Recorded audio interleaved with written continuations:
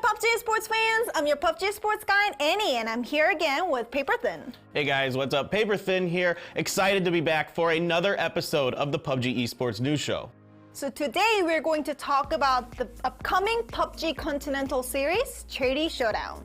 Yeah, exactly. These are the events that all of you fans and players at home have been looking forward to. Top tier international PUBG competition is happening again. So I'll briefly explain what the PCS Charity Showdown will look like, from organization to schedule. PUBG Continental Series Charity Showdown is a series of global events happening in May 14th through May 31st. Teams from each region will compete for $200,000, with $100,000 of that pot being donated to a charity of the winning team's choosing. PCS is divided into 4 regions: APAC, Asia, Europe, and North America. APAC will take place on Thursdays and Saturdays for 2 weeks, starting from May 14th. And Asia will take place on Fridays and Sundays, starting from May 15th. PCS North America Charity Showdown will be held for 4 days straight, starting from May 21st. PCS Europe Charity Showdown has a slightly different structure, starting from group stage for 2 weeks, and the best performing 16 teams will be advanced to the finals, which will take place from May 29th. PCS Charity Showdown for all regions will be provided with English broadcasts through Play Battlegrounds Twitch channel, and also various languages in each regional channel. Don't miss our first 2020 global event. Guys, we are so excited about these events. Not only will it be intense PUBG action, but it's for a good cause as well. Yeah, so let's see how participating teams are shaping up from each region. So let's talk about APAC region first. A total of 16 teams will be participating in PCS APAC Charity Showdown. 6 teams from Vietnam, 5 teams from Thailand, 1 each from Indonesia and Philippines, and 3 teams from Oceania will be competing in this region. Yeah, so most of these teams qualified based on their performances in their spring regionals. However, there are 2 teams we should note coming into this that were invited directly to this event: Division X from Vietnam and Myth from Thailand.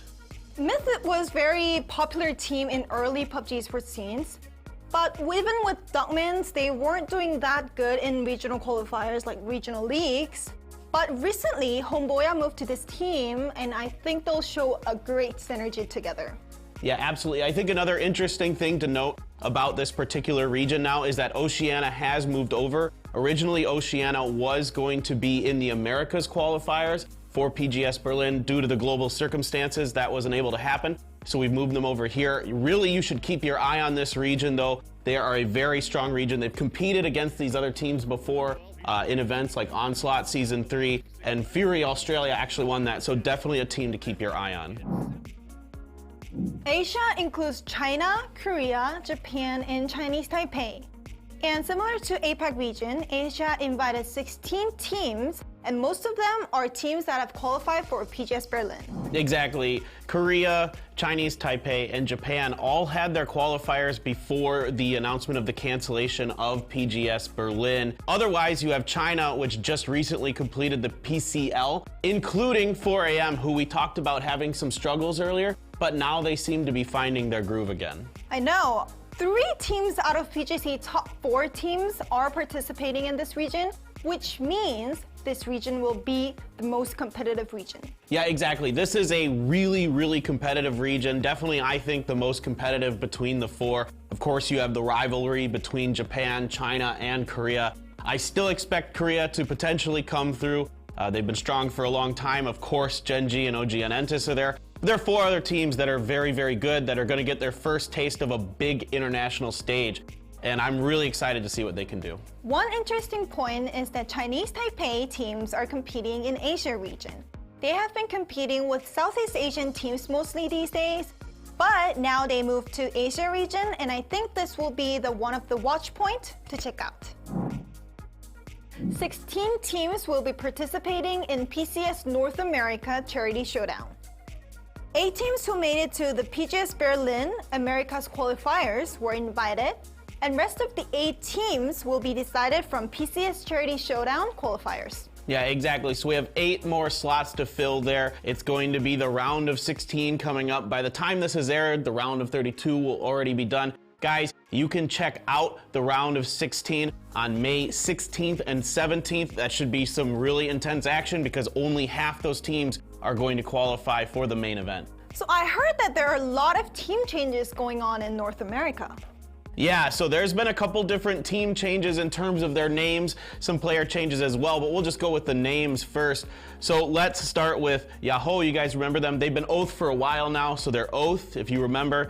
They've been doing really, really well in the 303 competitions. Team 303 used to be Team Classic, so now they are 303. You're looking at Inquisition becoming Livid Gaming now. And then the final big one I definitely have my eye on is Genesis is now the Sonics. They got picked up by that team, so they're definitely one you got to keep your eyes on. When it comes to Europe, 24 teams will compete starting from the group stage. And the best performing 16 teams will advance to the grand finals. Yeah, exactly. So 10 teams are already qualified based on their recent performances. Another 14 get a chance to compete in regional qualifiers to get to the event. So West Europe has 7, East Europe has 4, and MEA has 3 slots.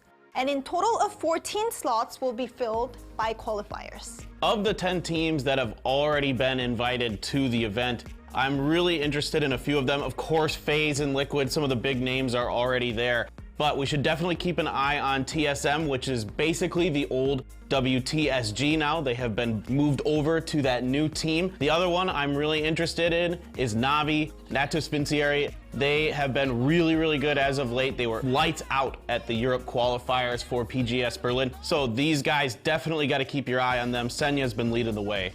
PCS Charity Showdown will kick off starting with APAC on May 14th.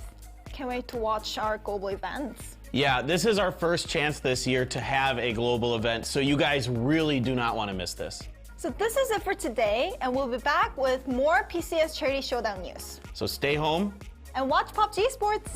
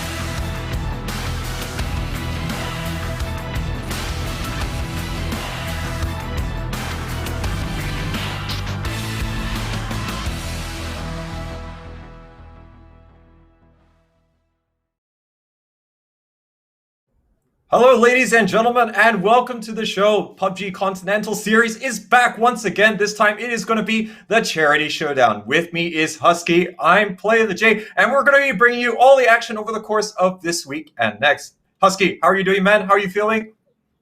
I'm feeling really fresh, really excited, really nervous, you can see. But all in all, I'm just pretty stoked to finally be able to do PUBG. It's been a dream of mine, but here I am, and getting to do PCS Charity Showdown is probably a dream come true during this period. Oh, that's awesome, man. And I think we're going to be in store for quite the awesome ride here over the course of these few days. And what a better way to pop that PUBG cherry, so to speak. So we'll be looking to get the show on the road pretty soon, folks. But just to give you a highlight, we do actually have a show match which is going to be taking place today. So that's going to be happening first. And we're going to be having Fight for the Queen match here. So it is going to be Vietnam versus Thailand, where we're going to be seeing a 32v32 game. So this is a little bit out of your ordinary fare. So I guess just to summarize it, HusKKiee, I think they got one queen on each side? Yeah, so each nation has a queen that they need to protect. 32 versus 32. If they kill the enemy queen, they get more points by the end of it. Winning the chicken dinner obviously gives you points as well. But if the queen survives, the team that still keeps the royalty will also have extra points. But generally, it's just you gotta protect your queen, and if your queen gets a kill, you get extra points as well. Yeah, so I think this is quite the unique mode. This is the first time that I'm seeing anything like this, but I think this is a great way to start off the competition before things get a little bit more serious. And I think you guys can see that the each team is made up of quite a number of the pro players that we see from both the Vietnamese and also the Thai side of things. And it's not just those teams which are participating over the course of the 4 days of this competition either. I think we have some representation here from Armory Gaming, for example, on Thailand side, which we wouldn't see otherwise. But it's great to see everyone here, as this should be quite a fun mode, to say the least. Yeah, I think it's going to be an absolute bloodbath, right? Normally you just see 4 versus 4 versus 4, but now it's 32 in a single squad, and we've seen some pretty chaotic moment in every PUBG game from the casual to competitive level. But right now you're looking at the best of the best going head to head. I think this is definitely a fun mode, and it's going to be pretty catastrophic from time to time. But there we go. This is the point system. Winner chicken dinner gives you 10 points. If your queen survives, you get 10 points. If the queen gets a kill, the team gets 5 points. But if you're just a commoner and a peasant, you only get 1 point per kill. Well, points are points, I don't think they're going to put that down. But I wonder whether or not these teams are really going to try and do something a little bit on the interesting side here by really putting their queen on the front lines, just because, can get a lot of kills. And can you imagine as well that, of course, this is PUBG. You can knock down the players and then, let your queen go in and get the finishing touch there. And but then again, no, the queen has to be the one to knock down for the kill to count. So we'll have to see, how that is going to actually work out. I wonder if we would see just a huge convoy, just a bunch of people protecting the queen. I don't know, a couple of vehicles surrounding the main chariot. Could be there might be some really crazy ideas that these teams can pull out, but we just have to wait for that to happen. Yeah, and I think, of course, this is not going to be the most serious of things. So we probably won't get them okay, we're going to try and fortify as much as we can in this position, and then we'll just wait and see what is going to be happening. But I think, of course, this is just going to be the small flavor for to start things off. But of course, we will still be having 5 matches after this. So that is going to be starting things off on our 20-round journey to see who is going to be winning the charity showdown. And ladies and gentlemen, there's actually a way that you can actually go and donate as well. So all you have to do is visit geekevents.asia/PCS.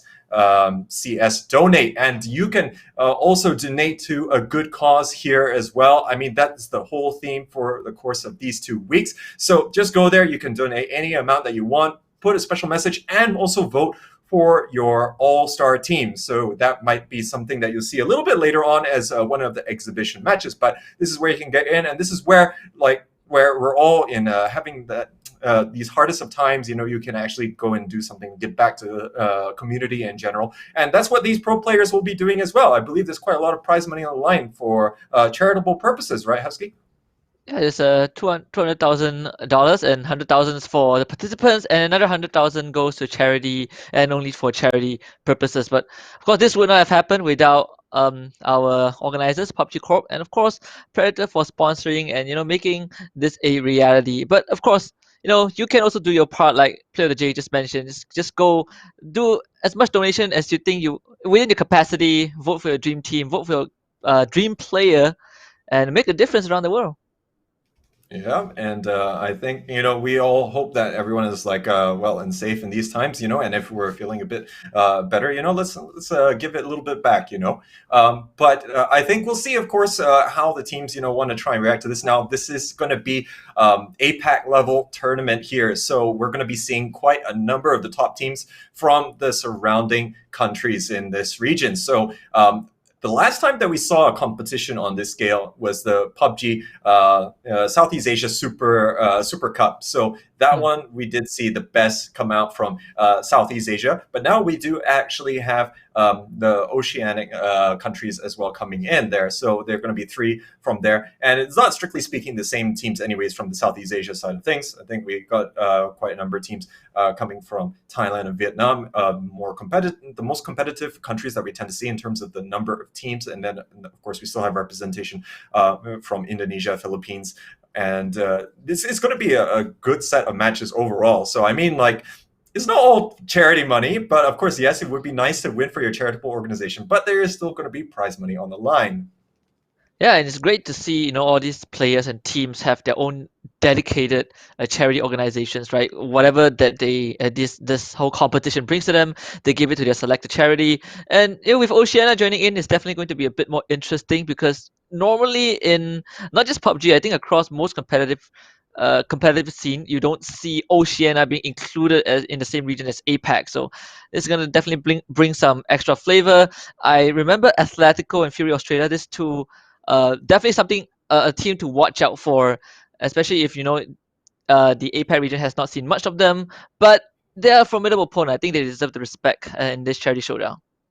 Yeah, and I mean, that's going to be an awesome dynamic to see. We don't usually get to see this. I mean, normally in a competitive year for PUBG PC, we tend to always see that there's going to be at least 3 or maybe 4 global events, So unfortunately, PGS Berlin not really happening, or rather PCS Berlin is not happening due to public health concerns. But at the same time, this is going to be something that is going to help sate one's appetite for competitive PUBG. And a lot of the teams that we see here, actually, they are going to be the people who qualified for PCS Berlin anyway. So we're going to still be seeing the best of the best here. And I think I can't really wait to see that. But I do believe that for right now, we're still waiting for the respective teams to get ready for our special exhibition match, ladies and gentlemen. So I think we'll be taking a short break before we're going to be diving into that game. And HusKKiee, anything to say before we are going to be bringing the next game to the people? Just can't wait for it to start. I mean, I'm pretty excited, and I just holding it in right now. The game's going to start pretty soon, hopefully. So just can't wait for that to happen. Yeah, it's going to be an awesome show match. I can't wait to see it. So we'll be right back, ladies and gentlemen, after this short break.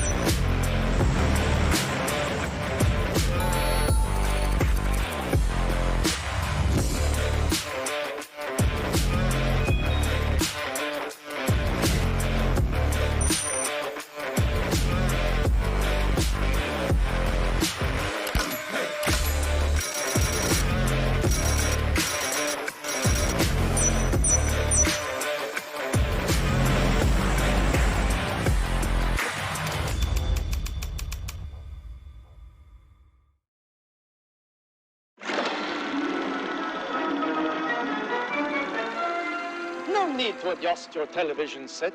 You are not traveling back in time. Hello there.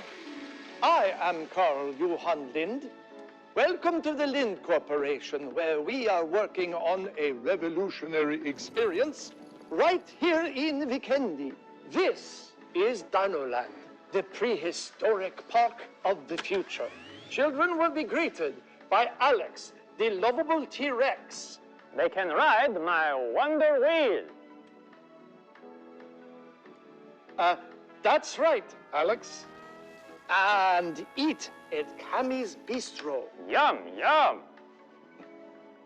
Or ride on Tato's thrilling mammoth coaster. Oh, no. Don't be scared, Alex. All this and more is now accessible on the all-new Dino train. But Dinoland is just the beginning. The entire island will soon be a top-of-the-line resort. We'll have an award-winning winery, an out-of-this-world cosmodrome, and a spa. Dinoland, so amazing, You would rather go extinct. than to ever leave.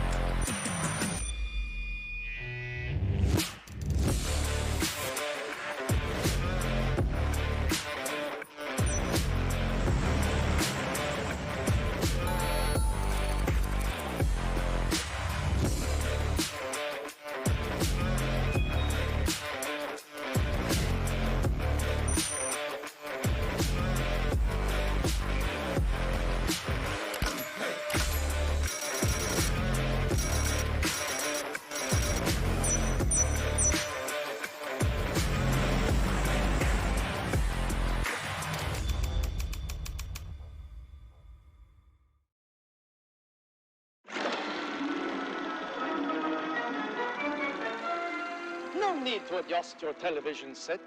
You are not traveling back in time. Hello there. I am Carl Johan Lind. Welcome to the Lind Corporation, where we are working on a revolutionary experience right here in Vikendi. This is Dinoland, the prehistoric park of the future. Children will be greeted by Alex, the lovable T-Rex. They can ride my Wonder Wheel. That's right, Alex. And eat at Cammy's Bistro. Yum, yum. Or ride on Tato's thrilling mammoth coaster. Oh, no. Don't be scared, Alex. All this and more is now accessible on the all-new Dino train. But Dinoland is just the beginning. The entire island will soon be a top-of-the-line resort. We'll have an award-winning winery, an out-of-this-world cosmodrome, and a spa. Dinoland, so amazing You would rather go extinct. than to ever leave.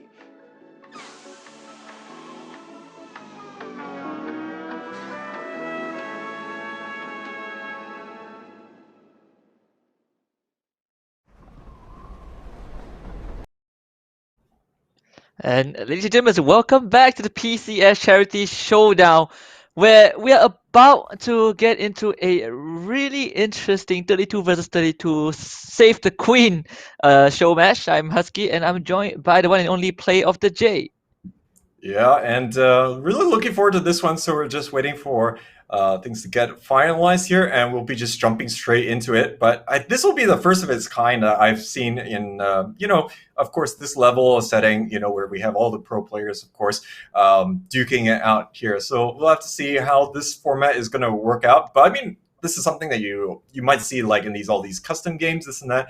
But of course, there is a lot at stake in terms of pride, because in terms of just Southeast Asia alone, when we look at Thailand, when we look at Vietnam, these are the two powerhouses that we tend to see in terms of the PUBG PC scene. So they got a lot to prove to their respective fans, that, they are the ones who are going to be performing on the day, and I think it's the time that actually all these pro players are going to be able to put aside their differences and work together a little bit here to achieve something for their country.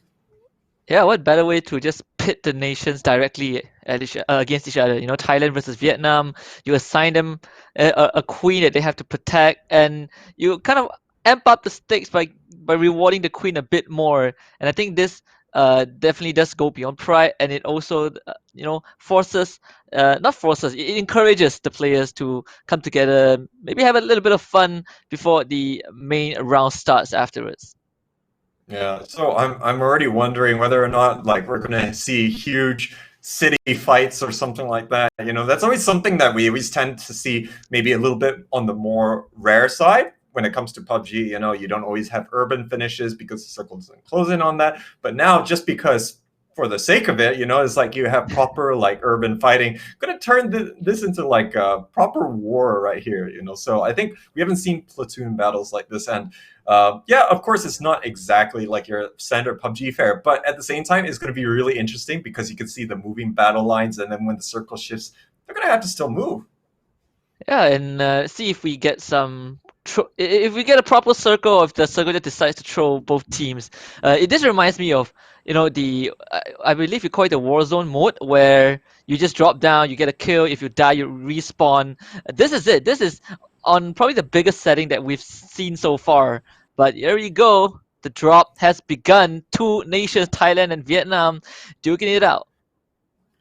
Yeah, and we're already seeing a lot of the Thai players going to be jumping out here. So they're just going to be looking to see where they're going to congregate. Look at how many of the Vietnamese players are going for school. It's going to be one of those games, it seems, and it's going to be pretty epic to see. But, oh, look at all the Thai players. They've actually stopped by the Rozhok side of things. Now, the thing to keep in mind, ladies and gentlemen, is that, if they dropped in such high concentration, yes, sure, they're going to be pretty strong, but at the end of the day, they still need to have enough loot to work with. Now, there is going to be quite a few squads, 4 squads, in fact, 4 squads of 8, but we'll have to see how they want to try and coordinate with one another.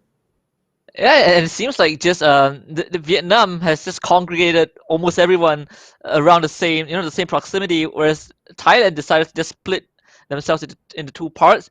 But yeah, I think dropping down in high concentration, I think for the loot is probably one of the bigger challenges that they have to overcome. And I do expect, these squads to start split out, get some vehicles, and cover more ground outside of their landing spot. As you can see, one of the squads of Vietnam is already doing so. Yeah, and I think as you can see in looking at the players list, you can actually see there's a huge variety of all the players. Duckman's, of course, from Armory Gaming, mixing it up here with the rest of them. And this is the awesome part that we get to see here. Now let's see here. The circle is going to reveal itself. It's going to be a little bit on the western side. And yeah, you can see all the Thai players really separating out. And like we were saying earlier, it's going to help a lot with the loot, but definitely not for direct engagements. Yeah, and they definitely covered more ground. You can see they covered almost the entire, most of the map except for the south side. But with where the circle is right now, Vietnam definitely has a better footing. They are also able to kind of secure more areas simply because they have higher concentration of members. The loots are probably distributed a bit better. But I think for Thailand side, they also kind of have the advantage of basically just getting free resources across the entire map before the next phase starts.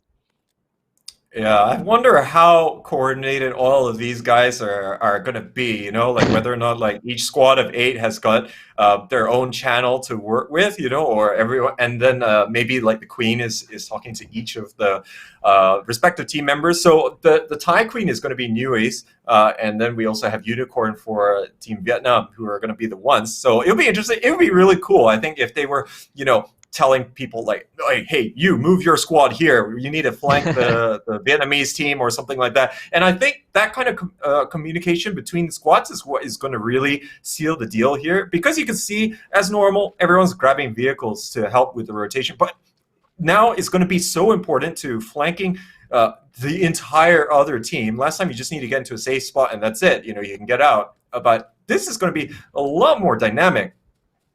Yeah, you don't just have to, you're not worried about just 4 members. You're worried about 32 members of the enemy team. And I think this kind of fun arcade fun mode, one of the most interesting things that I've always wished to be able to have a chance to be a part of is to listen into the comms, right? You mentioned about how you wonder whether the Queen is giving commands or does the squad have their own leaders. I would love to know that as well. How do they communicate? Do they have like 32 guys in the same channel shouting over each other over gunfire?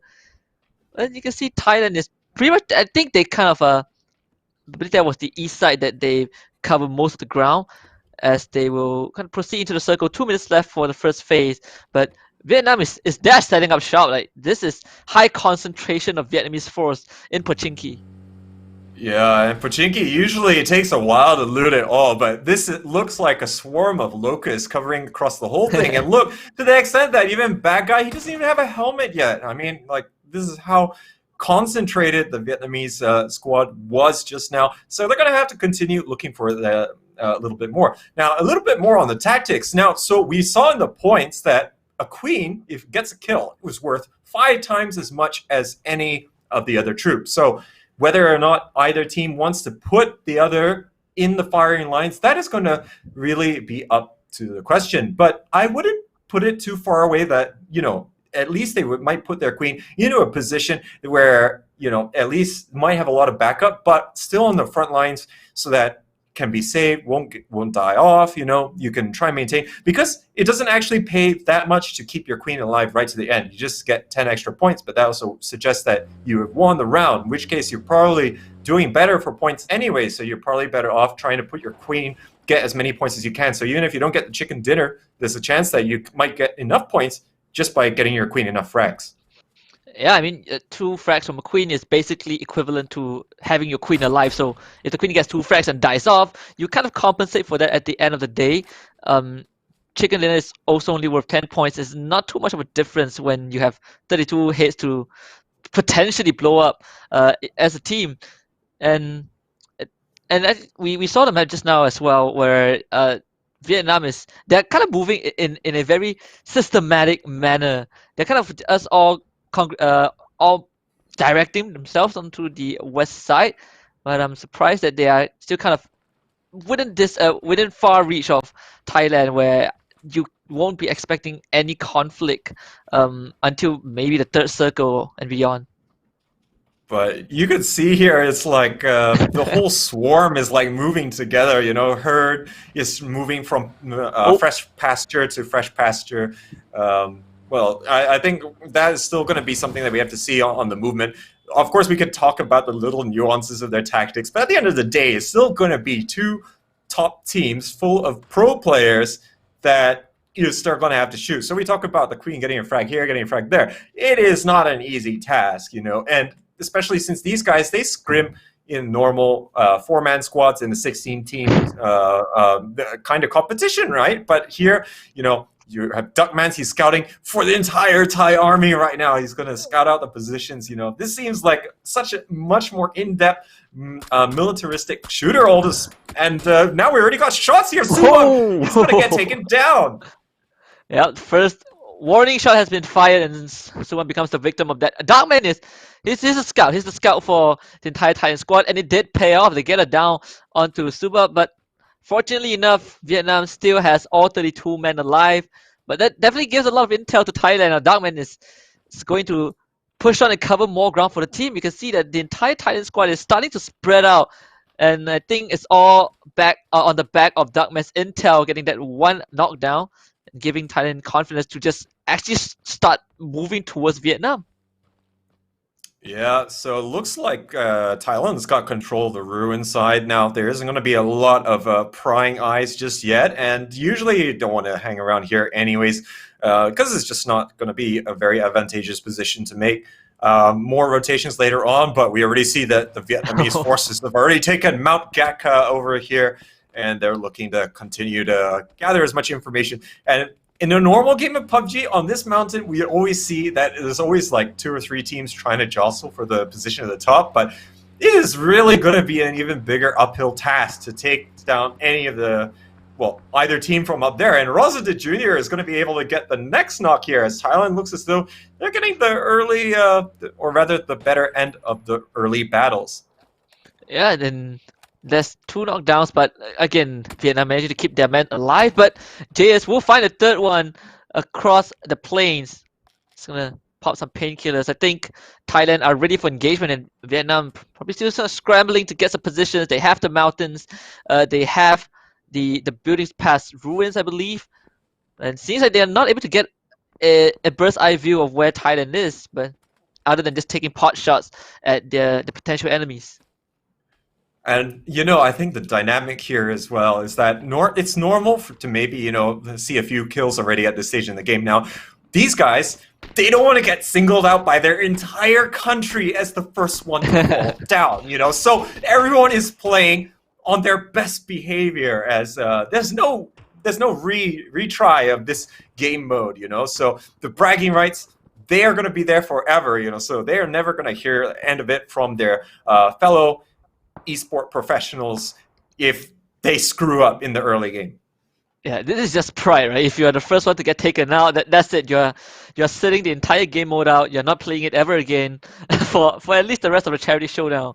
And I think this means a lot to the players as well, which is why this coordination coming in from both teams is pretty commendable. Having to work together with 31 other guys that you probably never had a chance to, but we do see some gunfires early on. It is from Vietnam. They're still trying to get those pot shots in, but despite having the high ground, they don't really have clear sight of where the Thailand members are. As you see a quick replay, this Rosita Jr. shot right on top of the mountain onto Boo. Oof, pretty nasty. Oof. Oh man, the connections with the SLR are absolutely beautiful there for Rosita Jr. But now I think the team's very much, they're waiting for the next zone to appear so that they can see how the army should be moving a little bit better here, as want to do anything too drastic in these early stages and wait for further commands to come down from the top. So in a way, this looks a bit like an RTS game. 20 minutes, no rush, ladies and gentlemen. So, we're going to make sure that we're in both in a great spot, and then we're going to let hell be unleashed, so to speak.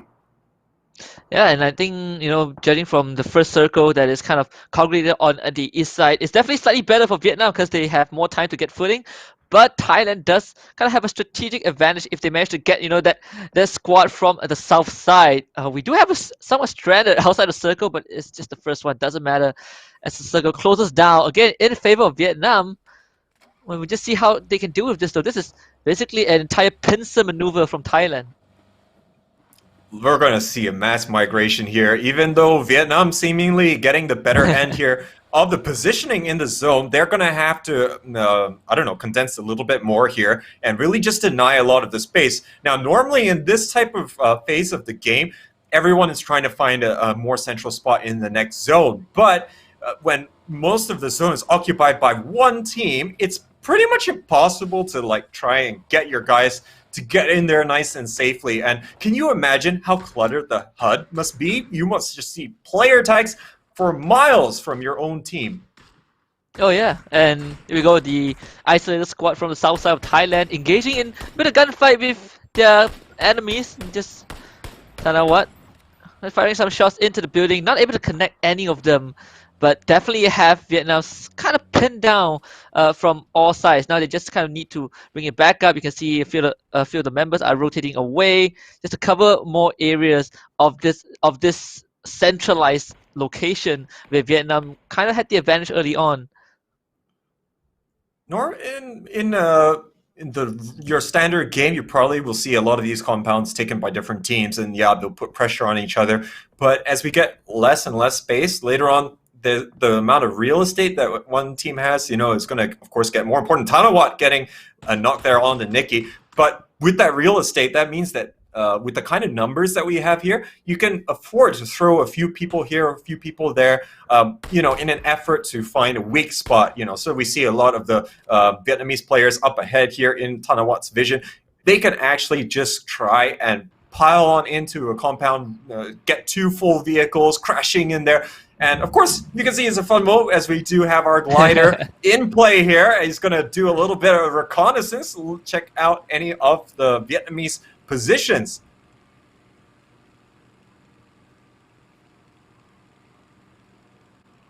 But right now, no much is still trying to get a little bit of a better view, but he's actually going to be taking fire. He's going to be able to get out of that without too much problem, but it's still going to attract a lot of fire, and Namsi is going to take down Mackenzie.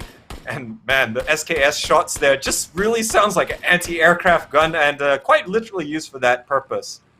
Yeah, and I think Tanawat squad kind of had Nikki's gang pinned down in that building. I don't think there's much way for them to leave that compound as of now. But Thailand seemingly having the better intel, a better recon with this glider. There's so much information being gained, so much ground being covered. He's also having fun up in the air, whereas the rest of his there's a nation just trying to gain the leverage over Vietnam. And despite Vietnam having what seemed to be a better opening to the positioning, but now they're just kind of pinned down in a single spot where Thailand are just slowly closing in on them, and still Nikki's squad still kind of pinned down in that building. Now with two enemy squads firing at them from both angles, Vietnam gotta come up with something. Yeah, and right now it looks as though HusKKiee really has quite a bit of trenches set up here, as now Vietnam is looking to get a little bit more in the way of information. They're already trying to use the full arsenal here of DMRs. This is definitely going to be the name of the game, but it seems as though another knock is going to go down. It's Nikki again, the Divine Esports player, not having the best of luck here. Now, because of the number of players here, I mean, normally we already say this, that, the wearing down of players is always going to be a big thing. But now Just Moments is right here on the doorstep of the Vietnamese team. He's going to be making the first incursion, but he's going to get taken down just as he gets inside the building. Oh, here we go. The bloodbath begins. The cars go crashing, but it's Vietnam having most of the gunfires. It's only now taken down as well. I believe Nikki is also revived, but Thailand bringing the gunfight straight to Vietnam, and it's just a barrage of bullets as cars get blown up by the grenade.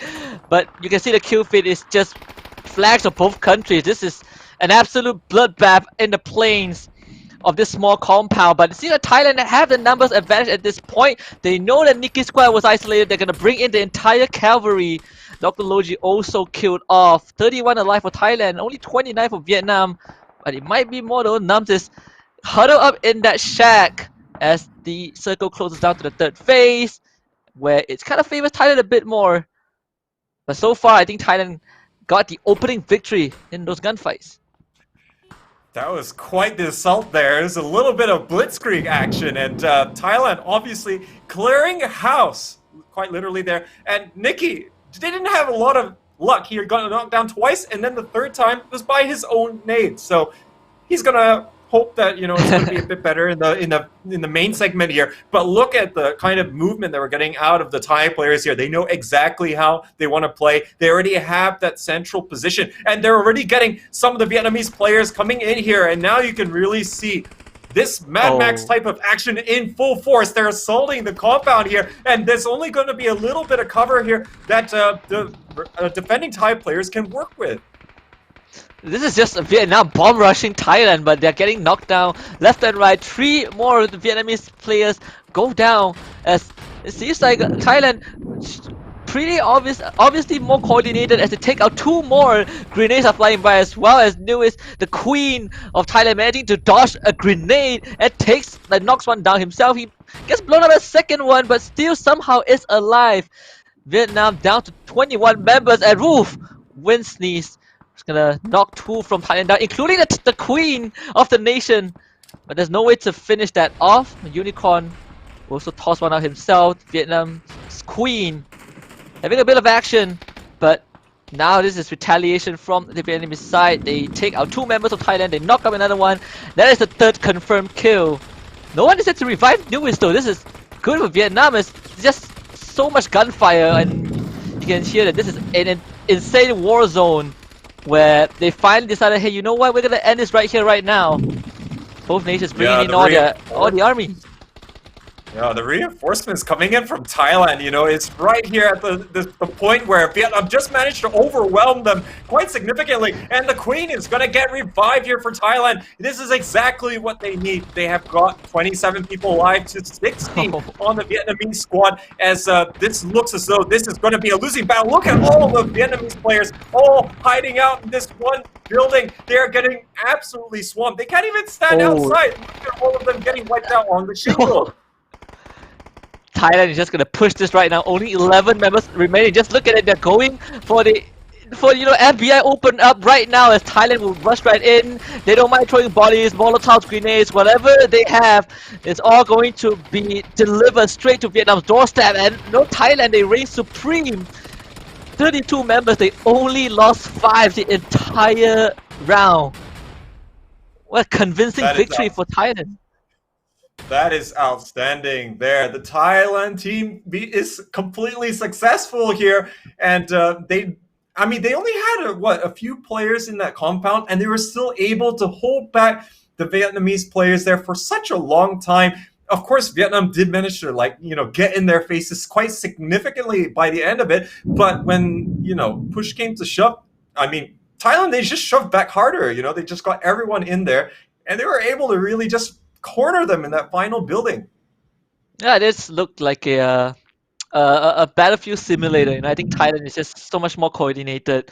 It felt like they had this plan out a couple of months ago, where the squadrons are working together in unison, and you can see just in terms of reinforcement, Vietnam only got their footing, I think, for a couple of seconds before Thailand just decided to end it right then and there. But I think they had the really decisive punch around HusKKiee earlier on when they took that first structure, and that didn't get them the most number of kills, but at least made it a little bit wobbly there for the Vietnamese team, and they were going to be in a little bit more difficulty to try and sustain. Even though Vietnam, I think we saw that they had some of the better positioning up to that point in time, and that was going to help them substantially. But Thailand outmaneuvered them in the end and able to repel the counter attack coming out from the Vietnamese. Yeah, and it's also could be because of Vietnam not having as much resources as Thailand did. As Thailand did spread out their entire squad across the map, except for the south side, whereas Vietnam are more congregated around Pochinki and Gatka, which kind of might have led them to a disadvantage in the long run. Yeah, that's right. And Team Thailand now is going to be reigning supreme here and is going to be owning all the bragging rights. And I'm sure they're going to be reminding the Vietnamese pro players whenever they get a chance who is better. But that is it for our show match, ladies and gentlemen. The points are going to be tabulated and we'll see exactly what is going to be the score. But I think it is pretty much going to be a landslide in favor of Thailand. And with that, we'll be taking a short break before we enter our main segment for today, where we still have got 5 rounds to play and can't wait to actually get stuck into the action. So that's going to be us for now. We'll see you in just a little bit after the break.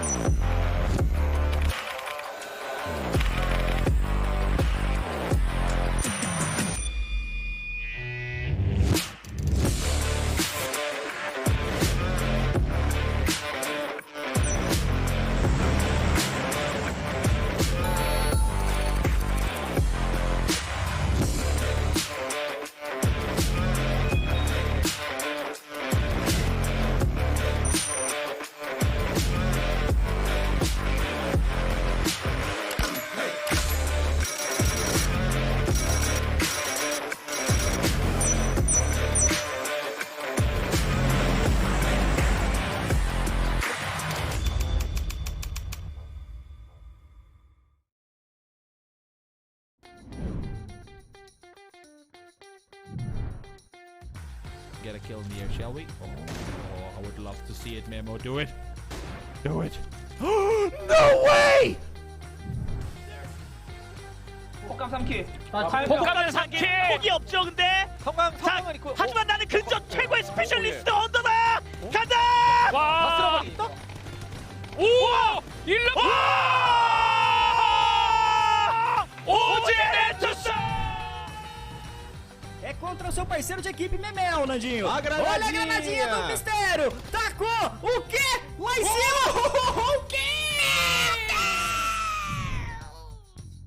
A little bit more time to develop here in El Azhar than the one did in Montezuma, but KJ. Great angle for KJ to hold, knowing full well that over to his west, he's going to get another big plays here coming from Sadie's to Noardra, but they are absolutely dominating. They get another one. さあこちらはエレメント36移動中ではありますがどうだHello. どうだ와! 김건희! 90픽! 설마요? 와! 김건희! 자, 일단 HVZ já avistou primeiro, tá metendo. Toma cuidado, avistou primeiro, meteu bala, já conectou.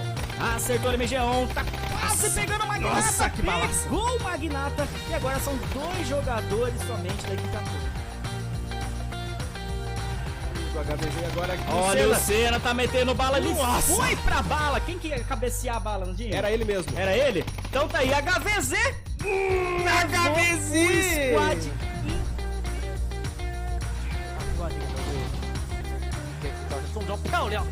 This is 鱼刃 Nice! Double kill!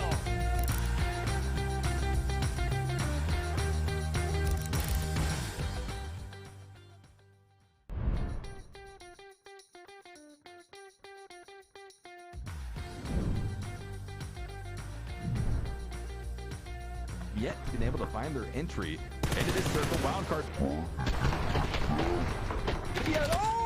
Sharp shot! You see swapping son of a gun into the back seat of the buggy onto his butt and spraying down onto. 이쪽에 NN이 맞춰거든요.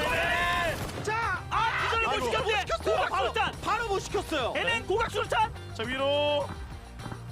오우. 자 이제 하나 더. 와! 슈퍼 플레이 나오네요. 진짜 울트라. You guys remember that Carnage had just a second ago? They're about to have some company as vehicles just come rolling. No, Budgie! What? He lived somehow, some way. It's a little This is chaos incarnate. Microphone gets taken down. 厉害！这个厕所里面有人，我俩不知道一个哎呦背打了个屁股身进去。哎呀，好痛！这种角度真的很痛。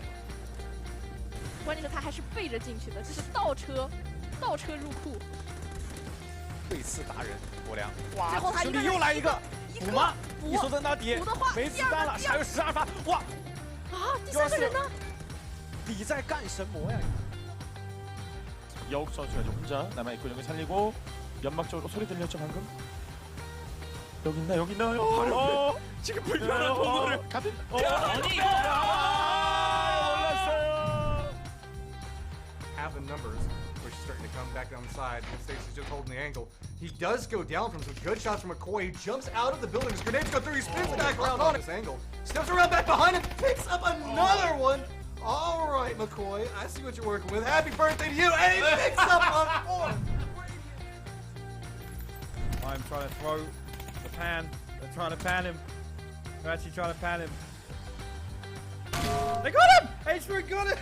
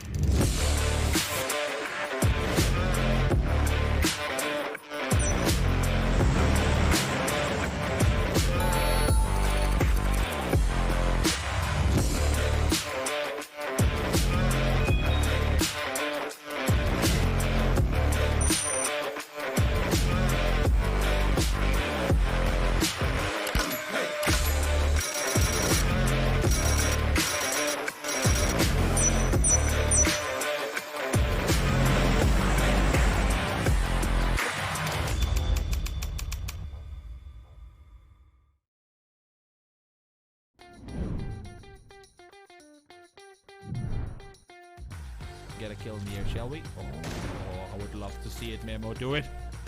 Do it. No way! 폭감 3킬. 폭감은 3킬. 폭이 없죠, 근데. 자, 하지만 나는 근접 최고의 스페셜리스트 언더다. 간다. 와. 우와. 일로. 오제 멘토스. É contra o seu parceiro de equipe Memel, Nandinho. A granadinha. Olha a granadinha do mistério. Tacou. O quê? Lá em cima. O quê? A little bit more time to develop here in El Azhar than the one did in Monteviejo, but KJ. Great angle for KJ to hold, knowing full well that over to his west, he's going to get another big plays here coming from Sadie's to Noardra, but they are absolutely dominating. They get another one. さあこちらはエレメント36移動中ではありますがどうだHello. どうだ와! 김건희! 90픽! 설마요? 와! 김건희! 자, 일단 HVZ já avistou primeiro, tá metendo. Toma cuidado, avistou primeiro, meteu bala, já conectou.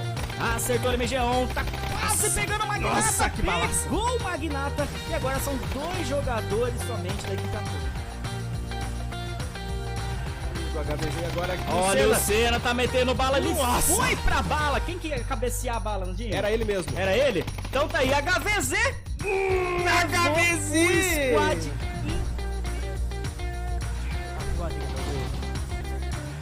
中招漂亮 ，This is 鱼刃。 나이스!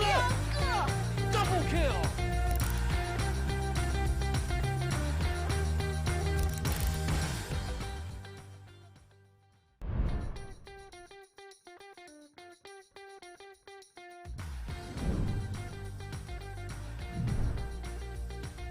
Yet been able to find their entry into this circle wild card. Yeah, oh, sharp shot! You see swapping son of a gun into the back seat of the buggy onto his butt and spraying down onto. 이쪽에 NN이 맞춰거든요. 자, 기절을 못 시켰는데 고각수류탄 바로 못 시켰어요. NN 고각수류탄. 자 위로. 오우.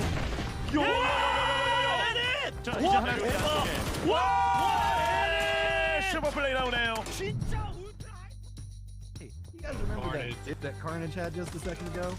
They're about to have some company and vehicles just come rolling. No, Machi! What?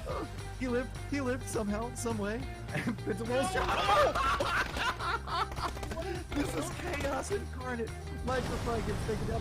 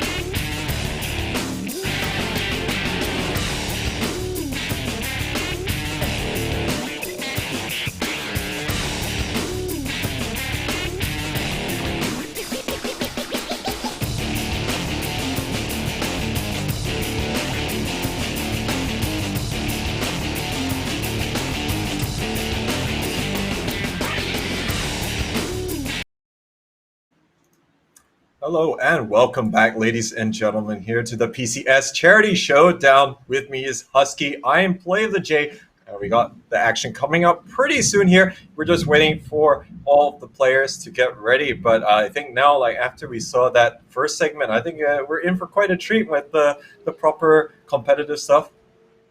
Yeah, and even though it's just a fun mode, it definitely felt pretty intense. You know, both teams are going all out. Obviously, if you guys missed out, Thailand won by a landslide, only losing 5 members in the entire process. But all in all, it was just just to test the waters for the players to warm up for what's to come. We have 5 maps, Irango and Miramar, coming out for the action, and this is gonna really set the bar because it's just day 1 and we have 4 days in total. Yeah, so we're going to be playing today, this coming Saturday, and next week, Thursday and Saturday as well. So 5 rounds apiece on each of them, and we'll be able to see who is going to be walking away there with 40 grand. Now, there's 100 grand total prize pool to be split amongst the teams, but there's additional 100,000 that is going to be going towards the winning team's charity of choice. And don't forget, ladies and gentlemen, you can also donate here for this charity showdown. All you have to do is go to geekevents.asia/PCSCS donate. So don't stand by the wayside, and make sure that you go check it out. You don't have to put exorbitant amount, just as much as you feel that you're able to, and you want to give back to those who are less fortunate. So looking forward to seeing as well how the voting is going to go. But here we can see the results for Fight for the Queen. Yeah, both teams lost. Thailand lost their queen. I thought he was safe, but end of the day, you can see 66 points to 15. Thailand won by a huge margin. They kind of had the better tactical strategy, I would say, from the get-go, and it kind of showed towards the end, the final stage, the climax of the entire round, where they just swarmed Vietnam and took them out. Yeah, and I think, there were a few decisive moments in the battle there. And it looks like Thailand had the right idea from the get-go, get a small advantage to start things off with, and make sure that you could just continue to roll from there, And luckily for them, they did have that later game positioning. And it is all about just, trying to lull the Vietnamese army into that false sense of security. Try and make an assault onto the stronghold, and they're going to be able to pincer them from 2 sides. But I think it could have still gone in Vietnam's way. All they had to do was pretty much try and hold things off. So as you can see, ladies and gentlemen, we're going to be having day 1 today. This Saturday is going to be day 2 of the charity showdown, with next week Thursday and Friday to close things out. Yep, and of course we have a total of 16 teams across 5 regions. We are including Oceania as well for this charity showdown. As you guys did watch the winning screen, you did see that the PUBG Corp did mention, Oceania is joining APAC to bring a bit of flavor. But most of these teams qualified for the PCS Berlin, so it's going to be a really competitive. The bars are set high, and I think it's going to be neck to neck between all these teams. Yeah, so I mean, we do see that there is going to be a lot at stake. There is still going to be 200,000 in prize money. So 100,000 will be split amongst the teams. 40,000 going to be going to the winning team. But more importantly, 100,000 will go to the winning team's charity of choice.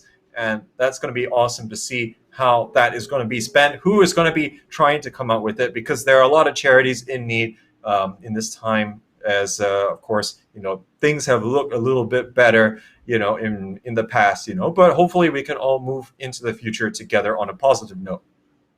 Yeah, and there we go. This is the point system, and you can see day 1, the first week, today and Saturday, we will start things off with 3 maps of Irango, followed by Miramar to close out the day. And for the next week, it's going to be 3 maps of Miramar, followed by 2 maps of Irango to close out the last 2 days. Placement system is as shown. If you are first place, winner the chicken dinner, that's 10 points.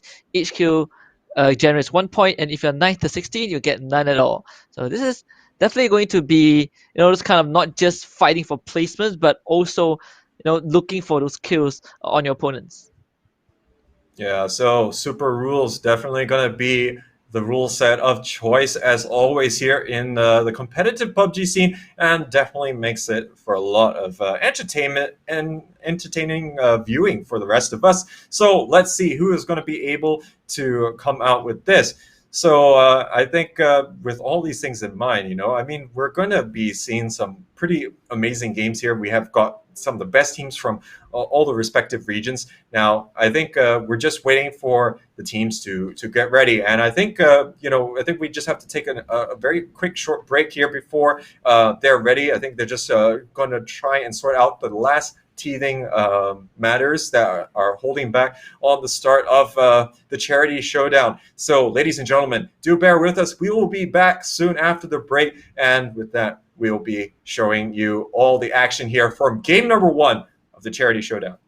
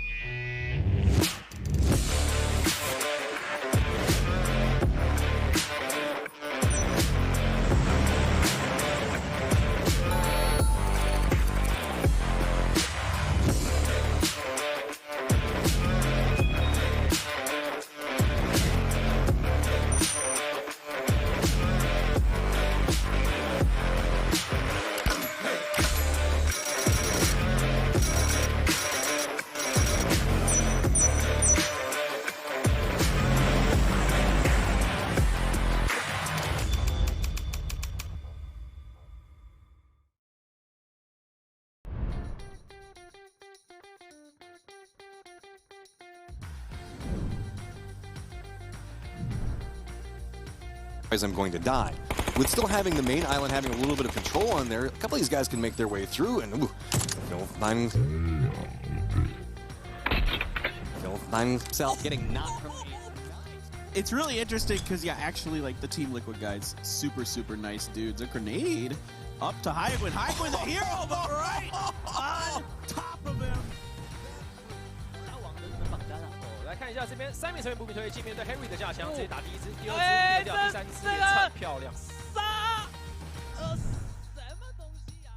He's gonna have to work his way forward. They're next to each other. He's actually just gone around him. Gaxi, turn around. He's behind you. They have no idea how close they are right now. Gaxi is a centimeter away, and inch by inch they walk forward in unison. Ghoststar just came out of the smoke. He has no idea that Ghoststar is still behind him. Both prone. Ghoststar's in the blue. Oh my god, he might go down. Let's see, Ghoststar, but it's not quite enough. K-Man gets him down. K-Man goes for Fuzz. Fuzz forced to go down. He's going to stick to the spray. He's got no bullets left. Mini falls in. Oh my word! そしてリラックス取り特殊部隊サンシスターを沈めに参ります。ケンです下手投げグレネード一旦ここ出て当たってるさあ外のダウン裏回って降りて外側1人目ダウン3人目いけるか3人目ああ全部取れるか倒した So many teams now piling up from the south. T-Bone. Oh my word, T-Bone's right next to them. He's gonna fly.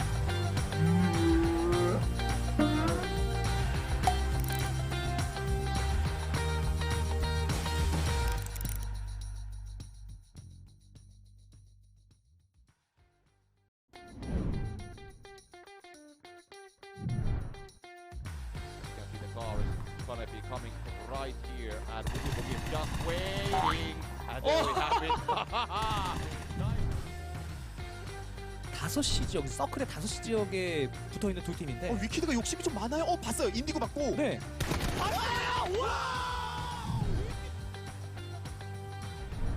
Arena, I guess you would call it. Tagged up once, tags up 2. Secure this entire side of the circle, finds the third. What a hell! Oversprayed. Dropped over the roof. It's gonna bounce up and over. Somehow no kill confirmed on that one either. They don't know about Iroh's position.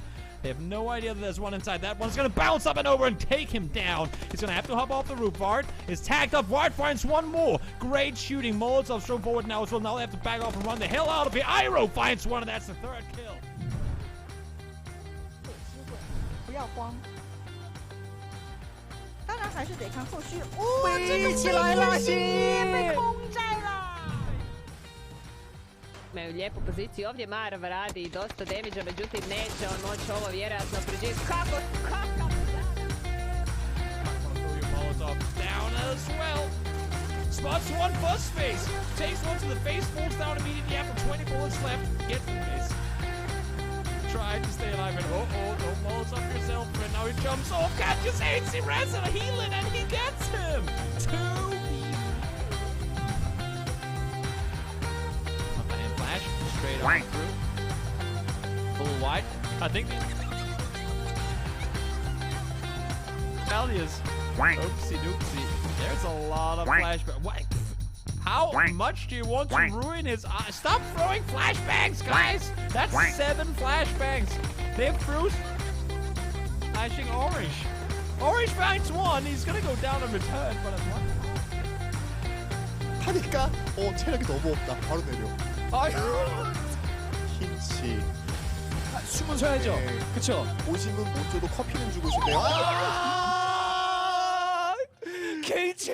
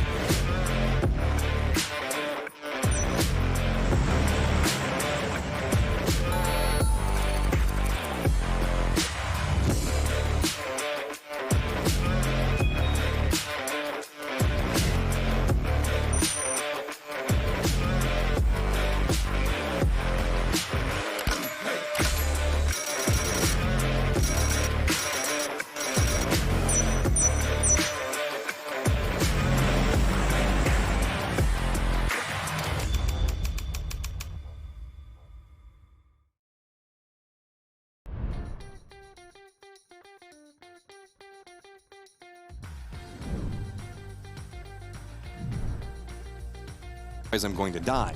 With still having the main island having a little bit of control on there, a couple of these guys can make their way through, and Phil finding himself getting knocked from. It's really interesting because, yeah, actually, like, the Team Liquid guys, super nice dudes. A grenade up to HusKKiee. HusKKiee the hero, but right on top of him. 来看一下这边3名成员不明推进面对 Henry 的架枪，直接打第1支、第2支、第3支，连串漂亮。He's gonna have to work his way forward. They're next to each other. He's actually just gone around him. Gaxi, turn around. He's behind you. They have no idea how close they are right now. Gaxi is a centimeter away, and inch by inch they walk forward in unison. Ghoststar just came out of the smoke. He has no idea that Ghoststar is still behind him. Both prone. Ghoststar's in the boom. Oh my god, he might go down. We'll see Ghoststar, but it's not quite enough. K-Man gets him down. K-Man goes for Fuzz. Fuzz forced to go down. He's going to stick to the spray. He's got no bullets left. Mini Fountain. Oh my word. とそしてリラックス取り特殊部隊3シスターを沈めに参ります。ケイです下手投げグレネード一旦効果出て当たってるそのポロダウン裏回って降りて外側1人目ダウン3人目いけるか3人目ああセーフ取れるか倒した So many teams now piling up from the south. T-Bone. Oh my word, T-Bone's right next to them. He's gonna fly.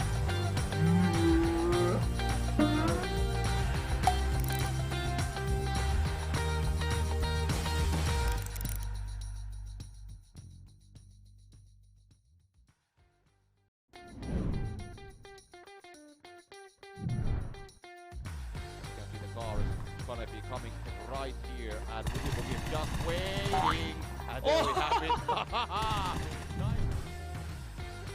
5시 지역, 서클의 5시 지역에 붙어있는 두 팀인데 위키드가 욕심이 좀 많아요. 봤어요. 인디고 맞고. 네.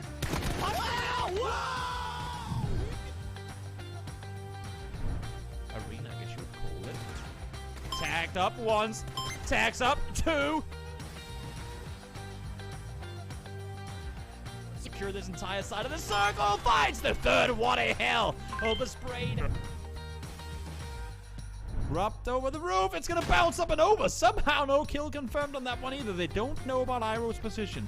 They have no idea that there's one inside. That one's going to bounce up and over and take him down. He's going to have to hop off the roof. Vard is tagged up. Vard finds one more. Great shooting. Molotov's thrown forward now as well. Now they have to back off and run the hell out of here. Iroh finds one, and that's the third kill. 不要慌。当然还是得看后续。哇，这个起来了，被空摘了。 Imaju lijepu poziciju ovdje, Marv radi dosta damage-a, međutim neće on moći ovo vjerojatno preživjeti. Kako? Molotov down as well. Spots one first face. Takes one to the face, falls down immediately after 20 bullets left. Get this. Trying to stay alive and don't Molotov yourself, but now he jumps off. Catches AC Res and a healing and he gets him. 2v1.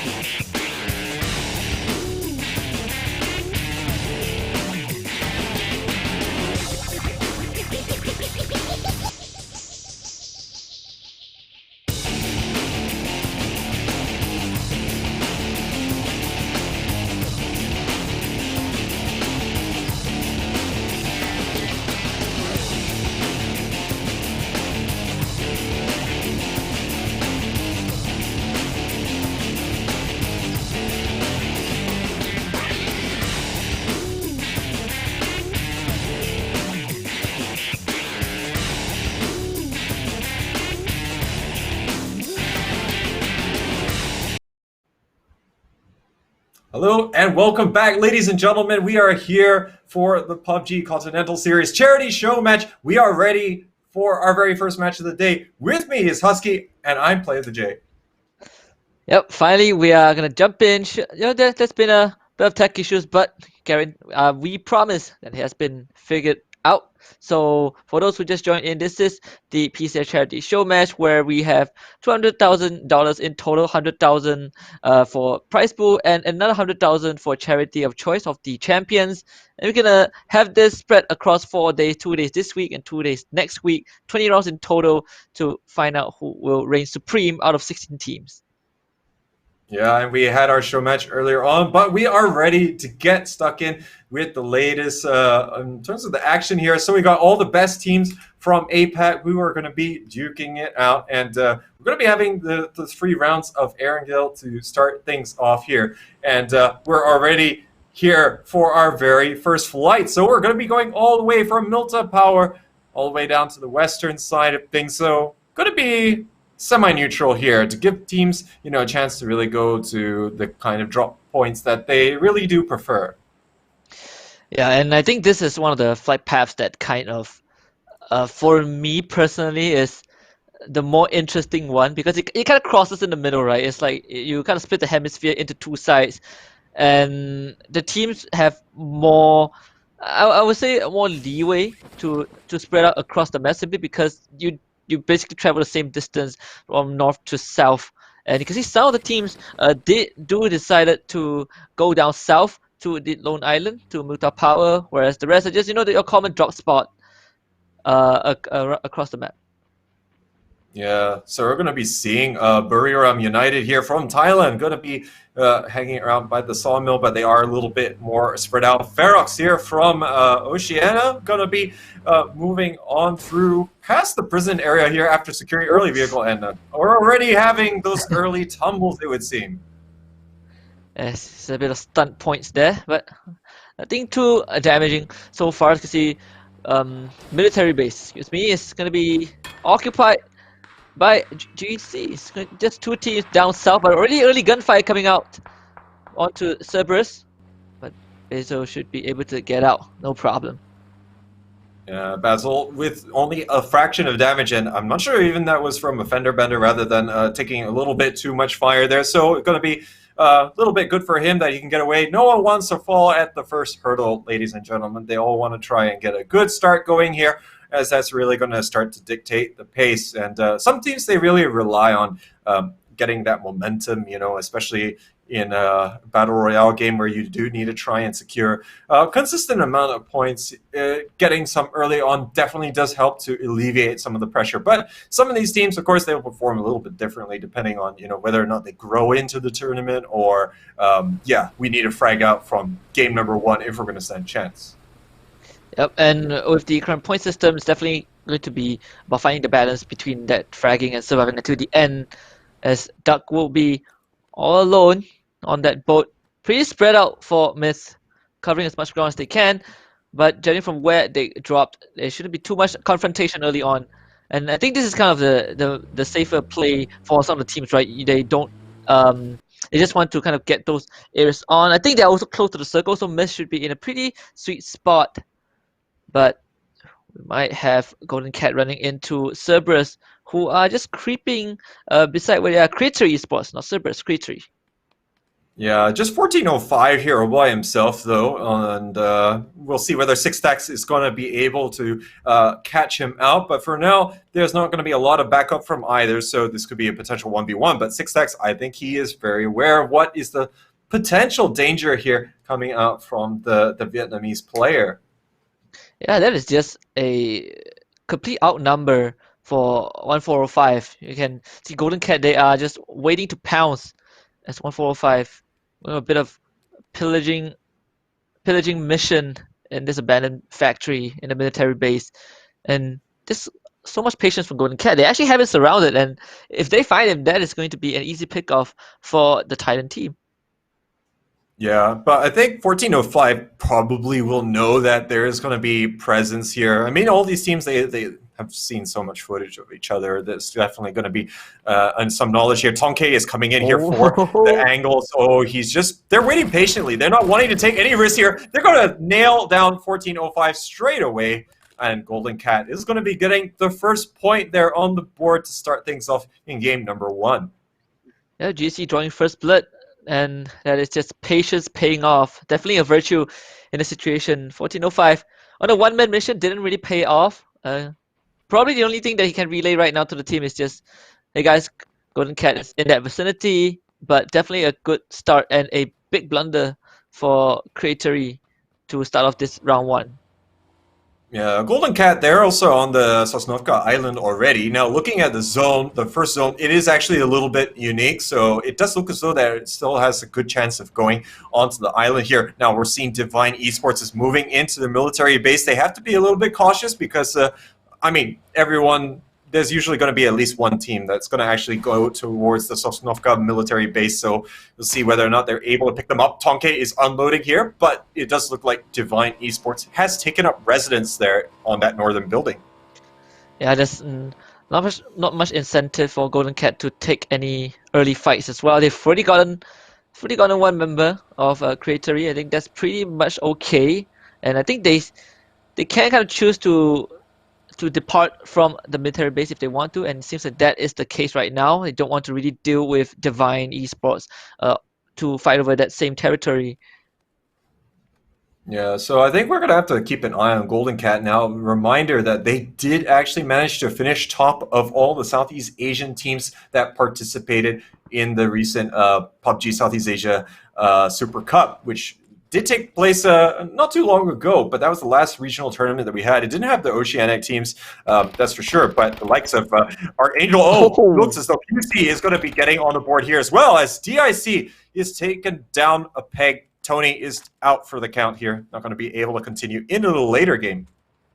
Yeah, the straggler in the car, not able to dodge the gunfire even while in motion. So when another pickoff. Unfortunately for DIC, they also are in the same boat as HusKKiee, having to play with 3 members to start round 1. And this is just the first phase, so they have a long way to go, especially if they're not within the circle, which I think most of them aren't so far. But you can see QC is breeding right beside DIC. The rest of DIC kind of swarmed around like fish in a barrel by the sharks of QC. Yeah, I think especially if you just lost one player, you can still have a pretty decent game. Of course, with the kind of format and everything, you do need it. As always, you would rather have 4 people rather than not, but 3 is still workable. So JJ Leo is trying to live to fight another day with the rest of his squad. 4 horsemen going to be all around in the surrounding areas. Svit just trying to get a little bit more vision and information. JJ Leo is pretty much just going to wait for any of the players here to come in. He's not actively looking for a fight, while his other teammates are also similarly scattered around, as seemingly is hedging their bets for the time being, but might not last until later stages. Killa from Archangel is going to be very close to Atletico. Zoidmate is actually going to be bugging out just a little bit more here, as he's going to be just holding the flank for the rest of his team. Yeah, and I think JJ Leo won't be able to leave the compound anytime soon, as you can expect QC to try and take over that building as well. So DIC has to come up with an escape plan. But turning our attention to the planes, it's going to be Atletico Flit knocked down and taken out immediately, unfortunately by day trade. So Puchius gets his first K for the team as well. So 3 teams have a member deficit early on during the first phase. Not really good for Atletico though, playing in the planes and getting signaled out like that.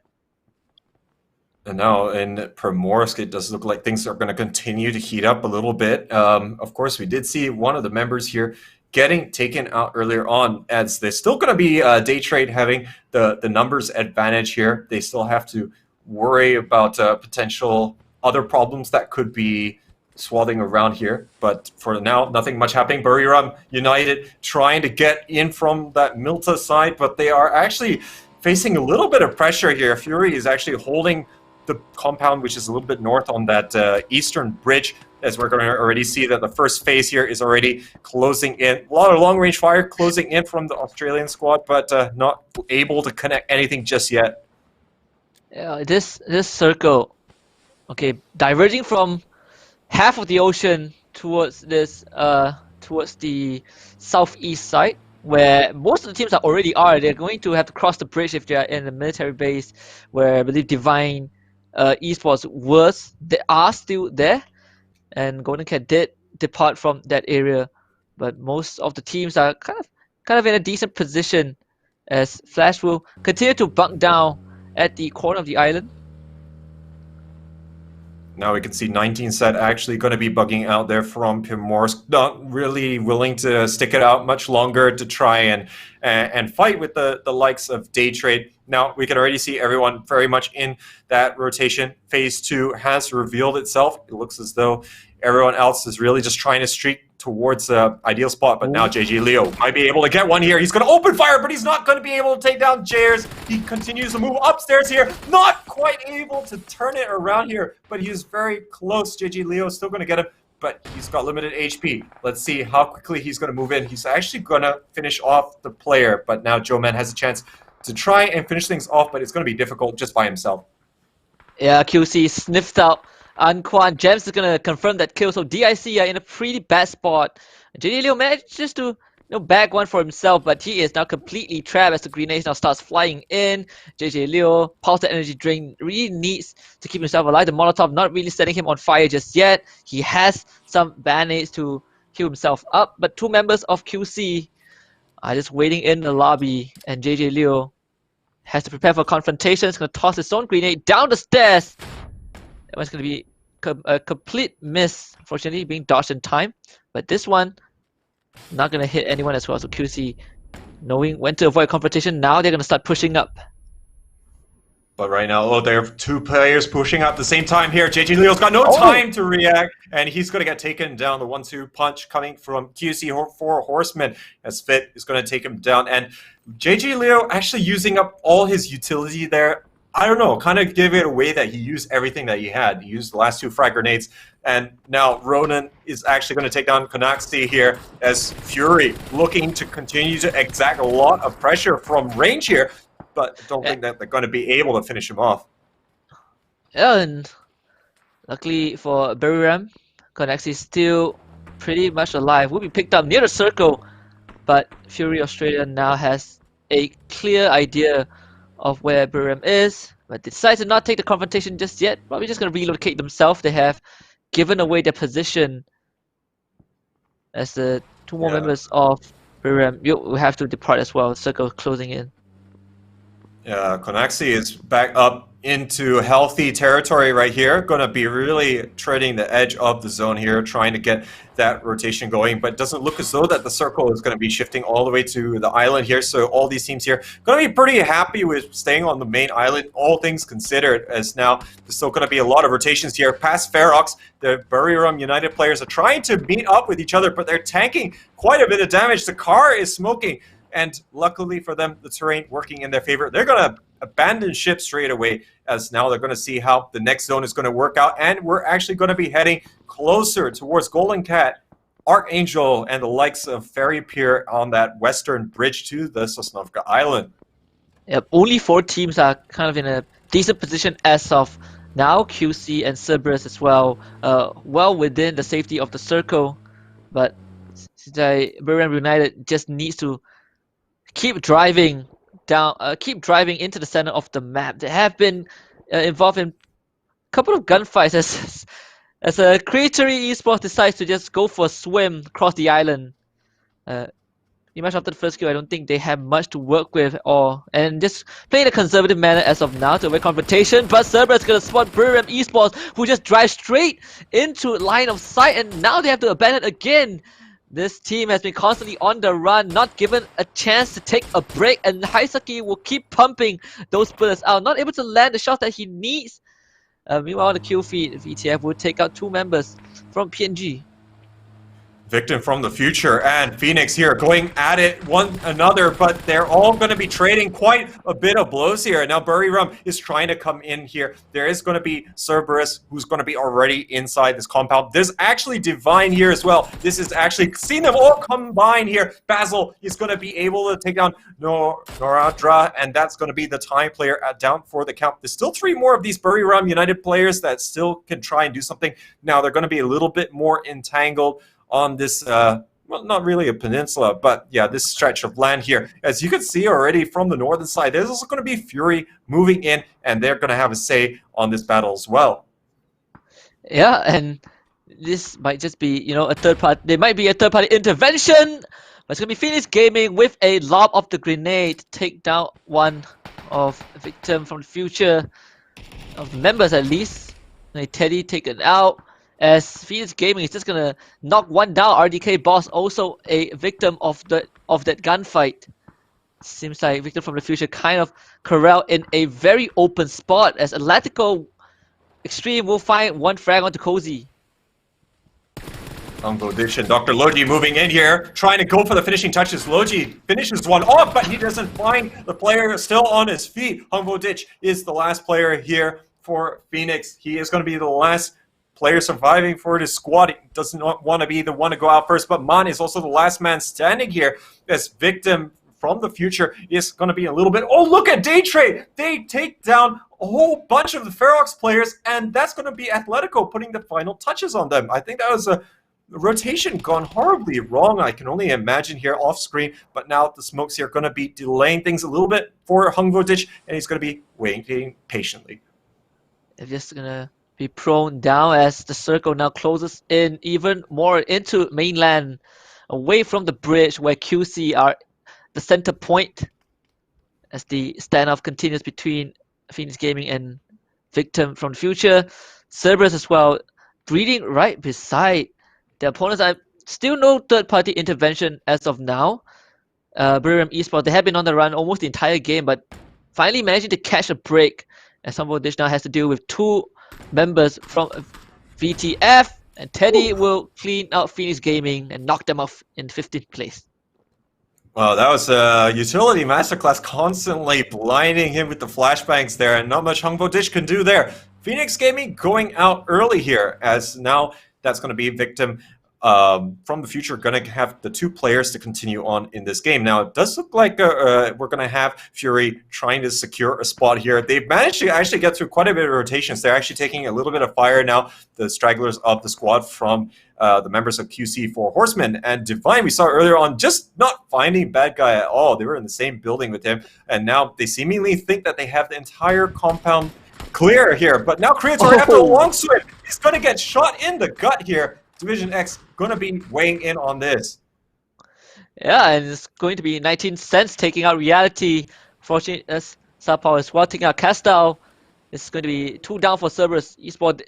They had a decent position in their compound, but the moment they step into the open, they get picked off by Division Gaming, who was seemingly able to set up shop on top of the hill. But Bad Guy is probably the one that is kind of in a pretty iffy spot, having 3 members of Divine Esports breathing down his neck. But look at Myth. There's Casualty enjoying a vacation behind that big rock of the lighthouse. But they have to move into the bridge.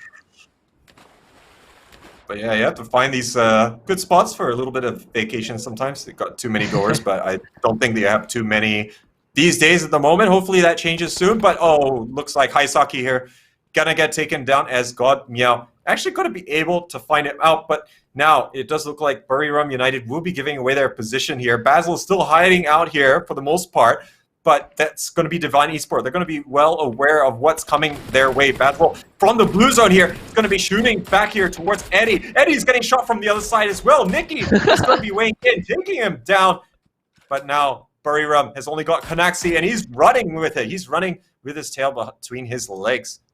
Yeah, I gotta save himself. Not make sure if you can't salvage a teammate, might as well let him go. Godmail is definitely gonna die to the blue zone if he's not found, but Basil will make sure that he backs that kill for his team as IQ 500 will drown, unfortunately, out in the ocean. The bad guy now also having to make his way in. Does get the shot to connect it and finish him out. Buriram United finally, after running and being corralled like headless chickens, they are eliminated. But a bad guy not really in a good spot as well himself. So now the Divine Esports players, they can actually just, you know, wait here on the edge, but they got their hands full. They're getting shot from all angles. Myth and QC4 Horseman and Fury all not willing to let the Vietnamese squad get away without a fight here. They are attracting fire like no one's business here. And now the circle going to be constricting a little bit more here in a neutral fashion. It's going to make things a little bit more difficult for them to still get into a decent spot. Myth is actually using this coastline very nicely here. The cover is great, but bad guy is going to be able to get some punishment back here. He takes out 2 of the players there, but only 1 gets finished off for the Divine Esports, but I think it's pretty much as good as gone. The second player, Turtle's going to be able to get a little bit of revenge here, but all these angles being opened up. Myth also is going to be piling on the misery to the Vietnamese squad. Yeah, and it seems like Divine Esports, they look like the third party who would intervene in a fight, but now they're caught in the crosshairs of at least 4 to 5 squads. And good for Cerberus, you know, bad guy managing to do some really heavy damage to Divine Esports before going down himself. 1 confirmed kill for the team, and now Athletico, they were the one who finished off Ferox in the beginning. Oh, and looking right as though they're going to run into the Atletico players. Extreme is going to be able to repel the attack here,